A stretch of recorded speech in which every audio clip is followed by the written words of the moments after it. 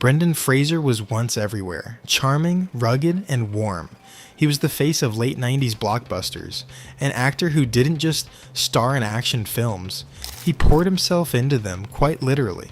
But as the years passed, his name slowly slipped from headlines, his face faded from posters, and his story became one of quiet absence. For a while, nobody knew exactly what happened to Brendan Fraser, but now they do. At the height of his career, Fraser was a beloved figure. He made audiences laugh in George of the Jungle, held them in suspense in the Mummy franchise, and even earned critical praise for more dramatic work in films like Gods and Monsters. He was willing to play the goof, the heartthrob, the hero. But behind the scenes, Fraser was pushing his body beyond its limits, performing stunts that chipped away at his health year after year.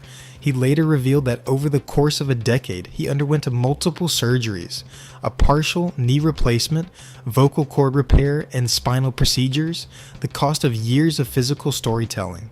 It was 2003 when, at a luncheon hosted by the Hollywood Foreign Press Association, Fraser experienced something that would alter the course of his life. He alleges that Philip Burke, then president of the HFPA, assaulted him, an incident Fraser kept private for years, out of fear it would humiliate him and end his career. "I felt ill. I felt like a little kid," he would later tell GQ. "I thought I was going to cry," he told his wife. But beyond that, he stayed silent, and slowly, the invitations stopped coming, roles dried up. The Golden Globes, hosted by the HFPA, no longer had a seat for him. Whether or not there was an industry-wide effort to distance itself from Fraser, the result was the same. He began to disappear. His marriage to actress Afton Smith ended in 2008, and the court ordered him to pay nearly $1 million per year in alimony and child support, a sum that became harder to maintain as job offers declined. Fraser petitioned to reduce the payments, citing a lack of steady income, but the headlines had already written their version of the story. Meanwhile, his physical pain hadn't gone anywhere. Years of stunts left lasting damage. During the filming of The Mummy, Fraser lost consciousness when a hanging scene went wrong and he was out for 18 seconds. So speaking of The Mummy, is it true that, is this the one that you almost died? Nearly. Well, I was choked out accidentally. There's a hanging sequence. I know what you're talking about, the sequence. I didn't know that that actually happened. Like, sell it? And I'm like, all right, fine. So I thought, one more take, man. And the camera swooped around and I went up on the toes and the guy holding the rope above me, he pulled it up a little higher and I was stuck on my toes. I had nowhere to go. On another set, magnesium in the background caught fire, burning his hand. In George of the Jungle, he starved himself to the point of memory loss to maintain his physique. In interviews, he later admitted that at times, he felt like his body was held together by tape and ice. There were also rumors that Hollywood no longer considered Fraser a bankable star. Executives moved on and casting directors stopped calling. He wasn't hot anymore, not in the marketing sense, not in the trending sense. It's a familiar pattern for many actors, but in Fraser's case, the timing made the fall harder to ignore. And this rejection didn't come in the form of dramatic headlines or tabloid scandal, but it came through absence, through scripts that stopped arriving, through meetings that were no longer scheduled, through networks of industry professionals who quietly turned their attention elsewhere. What's more, Fraser's image had always leaned wholesome, sincere, even earnest, traits that at the time Hollywood seemed to value less and less. His grounded, relatable nature, once considered a strength, was now out of step with an era chasing sarcasm, edge, and youth. In interviews, Fraser admitted that he felt forgotten, like his time had simply expired without warning. He'd walk into casting rooms where people looked through him, not out of malice, but because the machine had already moved on. His quiet disappearance made it easy for people not to ask questions, and for him to disappear without answers. By the early 2000s and 10s, Fraser had all but vanished from the mainstream. No headlines or blockbusters, just the occasional appearance that felt more like a reminder than a return. But he hadn't stopped working. He took smaller roles in independent films and did some voice work, guest spots on TV dramas. He played a cowboy ghost, a political operative, and a washed-up fixer. All the while, he started the rebuilding of himself.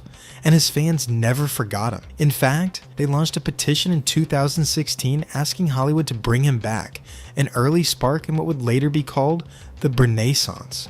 It wasn't until 2018 that Fraser publicly revealed what had happened to him.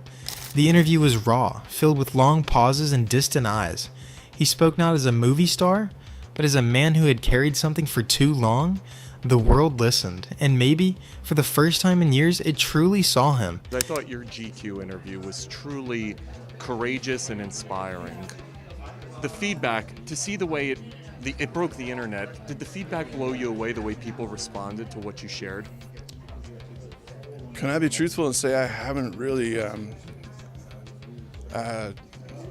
looked. I'm aware that there's some support. I'm grateful for that, and I'm told that Darren Aronofsky cast Fraser in the role of Charlie, a reclusive, 600-pound man grappling with grief, guilt, and self-destruction.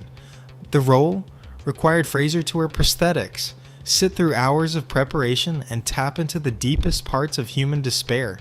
It was not a comeback engineered for applause, but a performance rooted in experience.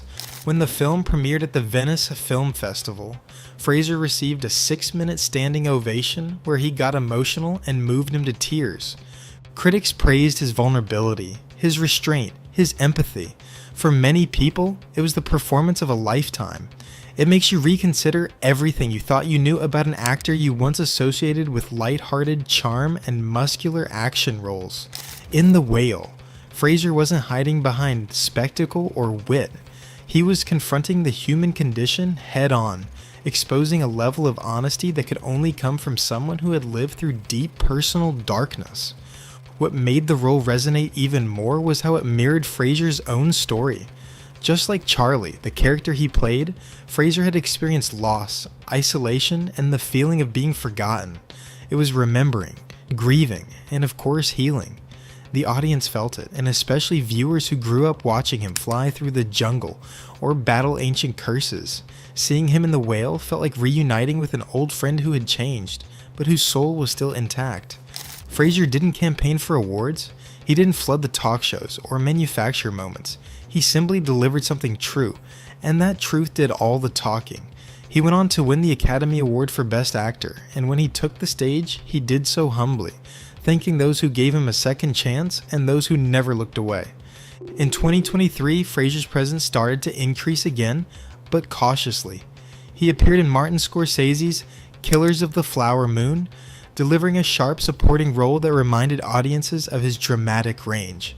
He also joined the cast of Brothers, an upcoming comedy with Peter Dinklage and Glenn Close. Not everything panned out. His return as Firefly in the now-canceled Batgirl film was shelved despite filming being completed, but Fraser didn't let the disappointment define him. If anything, it reaffirmed his resolve to keep moving forward, project by project. But Fraser hasn't turned this into a victory lap. He remains largely private, speaking carefully in interviews, choosing his roles with intention. In 2023, he declined to attend the Golden Globes, stating that the HFPA had not done enough to make amends. He has no interest in pretending. He doesn't want to smile for a camera that once refused to see him. Today, Brendan Fraser is working again, but he is no longer chasing stardom. He's playing characters who are flawed, wounded, human. In doing so, he has become more than a comeback story. He is a reminder that the people we admire are still people, and that sometimes the most powerful performance doesn't happen on screen, but in the act of surviving. He spends more time with his sons. He gives interviews to student journalists. He says no more often. He knows what it costs him to say yes for so many years. And while some doors in Hollywood may never reopen, he no longer waits by them. Brendan Fraser's fall wasn't loud. It was quiet, gradual, and deeply painful. And for that, people aren't just clapping, they're listening.